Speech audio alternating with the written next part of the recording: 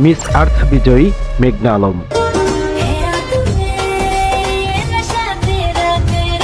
ছবি জঙ্গনে মডেলের তকমা লাগিয়ে দিনের পর দিন করে চলেছেন হাই প্রোফাইল ব্যক্তিদের সঙ্গে হানি ট্র্যাপের খেলা। চাঁদাবাজি থেকে শুরু করে দেহ ব্যবসা, এমন কিছু নেই যা তিনি করতেন না। সম্প্রতি সামাজিক যোগাযোগ মাধ্যম ফেসবুক লাইভে এসে গ্রেপ্তার হওয়ার পর উঠে আসতে শুরু করেছে মেঘনা আলমের বিরুদ্ধে এসব চাঞ্চল্যকর তথ্য। সেলিব্রিটি শো এর কথা বলে মেঘনা আলম রাষ্ট্রদূত সহ কূটনৈতিক পাড়ার বিভিন্ন উচ্চ মহলের সঙ্গে মিশতেন, আর সেই মেশার সূত্র ধরে বিভিন্নভাবে নারী সরবরাহ ও দেহ ব্যবসার একটি নেটওয়ার্ক গড়ে তোলেন তিনি। ফলে আর্থিক সুবিধা, তথ্য পাচার, ভিসা তদবির, এমনকি আদম পাচারের মতো কাজও করত মেঘনা সিন্ডিকেট। প্রয়োজনে হাই প্রোফাইল লোককে ব্ল্যাকমেইল করতেও দ্বিধাবোধ করতেন না মেঘনা আলম।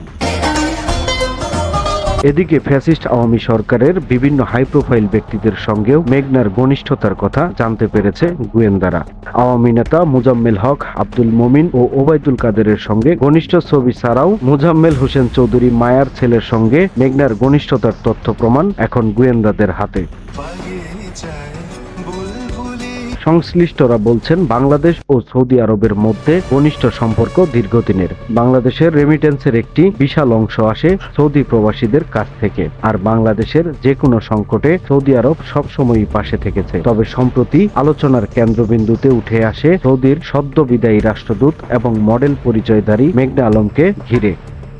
মেঘনা সিন্ডিকেট সৌদি রাষ্ট্রদূতকে ট্র্যাপে ফেলে $5 মিলিয়ন চাঁদা দাবি করছিল। তবে দেশ ছাড়ার আগে সৌদি রাষ্ট্রদূত বাংলাদেশের পররাষ্ট্র মন্ত্রণালয়ে একই ধরনের অভিযোগ করে বলেছেন, মেঘনা আলম এবং তার একটি সংঘবদ্ধ চক্র তাকে হানি ট্র্যাপে ফেলে অর্থ হাতিয়ে নেওয়ার চেষ্টা করছিল। এরপর থেকেই তৎপর হয়ে ওঠে বাংলাদেশ পুলিশ। মেঘনা আলমকে গ্রেপ্তারের পর 1 মাসের আটকাদেশ দিয়ে কারাগারে পাঠানো হয়।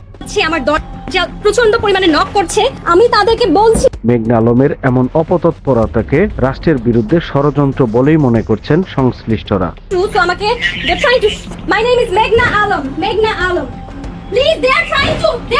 অপরদিকে আরো একটি সূত্র বলছে, মেঘনা আলমের কাজ ছিল বিভিন্ন কূটনীতিকদের সঙ্গে ঘনিষ্ঠ সম্পর্ক গড়ে তোলা। তার সূত্র ধরে হাতিয়ে নিতেন গুরুত্বপূর্ণ তথ্য, যা নির্দিষ্ট গোষ্ঠীর কাছে পৌঁছে দিতেন। সেই সঙ্গে মোটা অঙ্কের অর্থ হাতিয়ে নেওয়াও ছিল অন্যতম উদ্দেশ্য। তবে বিশ্লেষকদের ধারণা, তারা বিদেশি কোনো গোষ্ঠীর হয়ে কাজ করছে কিনা, বাংলাদেশ ও সৌদি আরবের মধ্যে সম্পর্কের অবনতি ঘটাতে এমন হানি ট্র্যাপ করা হয়েছিল কিনা তা খতিয়ে দেখা হচ্ছে।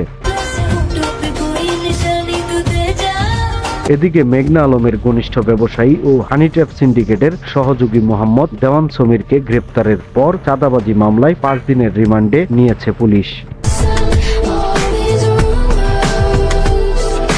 সময়ের কলম, নিউজ ডেস্ক।